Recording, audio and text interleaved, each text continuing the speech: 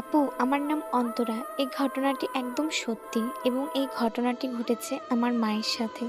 একদিন আমার বাবা রাত 10টায় বাজার থেকে মাছ নিয়ে আসে। মাছটা অনেক বড়।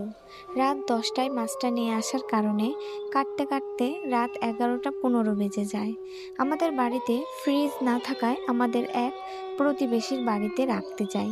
তখন মায়ের সাথে আমিও ছিলাম। হঠাৎ যেতে যেতে মাকে পেছন থেকে কেউ ডাক দিল। মা পেছনে তাকালো কিন্তু কাউকে দেখলো না।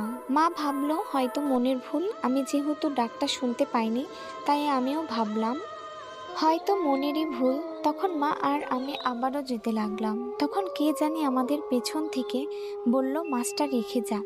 মা আর আমি ভীষণ ভয় পেলাম। মা তো চুপ ছিল, কিন্তু কিন্তু আমি এক চিৎকার দিই।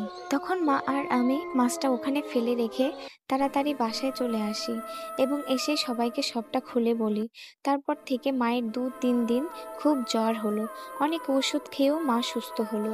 কিন্তু এখনো ভাবি সেটা কি মানুষ ছিল না অন্য কিছু ছিল।